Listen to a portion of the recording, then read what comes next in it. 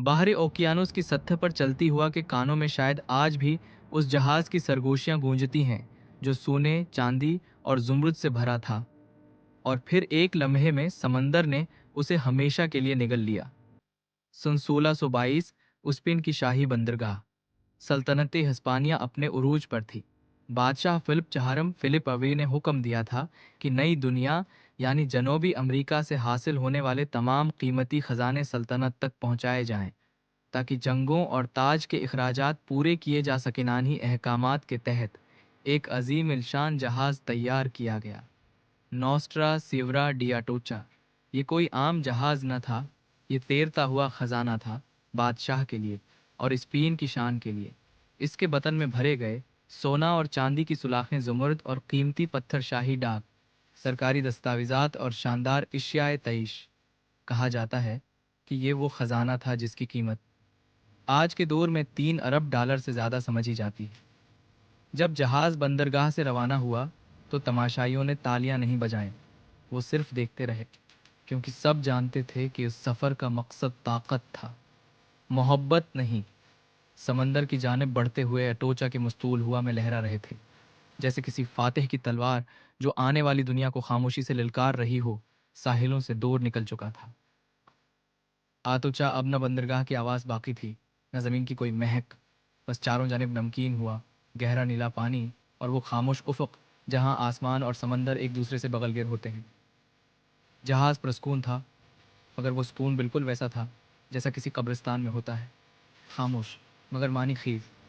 खदम व हज्जाम, सिपाही, मल्लाह और ताजिर जहाज़ पर अपनी अपनी जिम्मेदारियों में मसरूफ़ थे। कुछ लड़के जो पहली बार समंदर में उतरे थे, डेक पर आकर लहरों को हैरत से देखते, जैसे वो जानते हो कि ये पानी किसी का नहीं होता।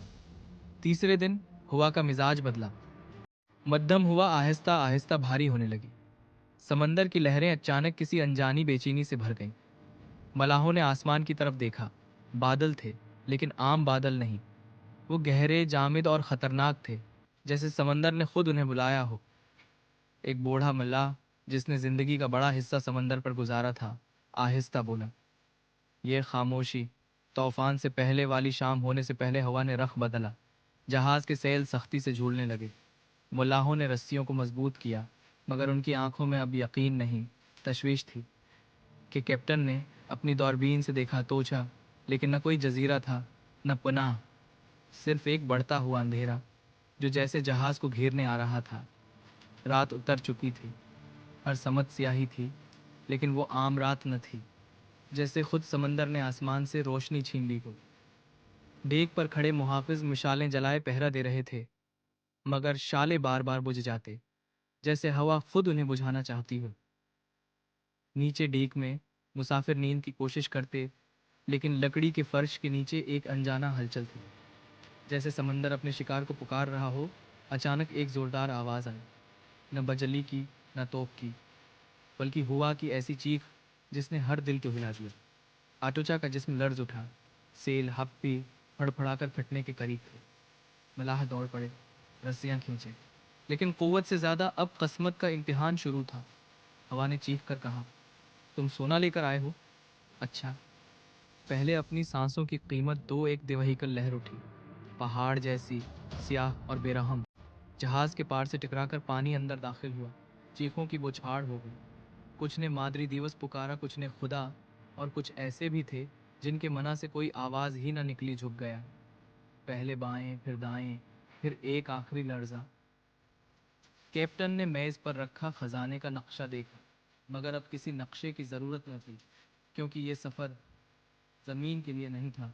समंदर अब फैसला कर चुका था। अटोचा, वो शाही जहाज़ जो गुरूर और कुव्वत का पेकर था, अब बेबसी के साथ लहरों पे रहम व करम कर। पानी तलवार बनकर हर दर्द से अंदर घुस रहा। मलाह अपनी रस्सियां छोड़कर एक दूसरे की निगाहों में बचाव की कोई सूरत ढूंढ रहे थे, जो कहीं न थी। एक गड़ती हुई तोप किसी सिपाही पर जा गई। शाही संदूक अलट गए, सोने की सुलाखें पानी में बहने लगी, लेकिन अब वो दौलत नहीं, सिर्फ जख्मी धात थी। नीचे कमरे में एक औरत अपने बच्चे को सीने से लगाए बैठी थी, बे आवाज रोते हुए, क्योंकि आवाज समंदर के गुस्से में डूब गई थी। جہاز پوری شان کے ساتھ نہ ڈوبا، وہ پھٹا، ٹوٹا اور لہر در لہر سمندر کی تہ میں بکھرتا گیا۔ آخری منظر میں کیپٹن نے چشمہ اتارا، دور اندھیرے کو دیکھا اور ایک جملہ کہا جسے صرف سمندر نے سنا: یہ خزانہ اب تمہارا ہے۔ پھر سب ختم ہو گیا، نہ کوئی روشنی، نہ کوئی نعرہ، صرف خاموش گہرائی کا ذکر تو ہوا آٹوچا، مگر اس کا وجود نہیں ہوا۔ نقشوں میں لکیریں، افواہوں میں خزانے، مگر سمندر سب کچھ اپنے سینے میں قید رکھے رہا۔ لوگ کہتے تھے وہ خزانہ اب بھی سو رہا ہے،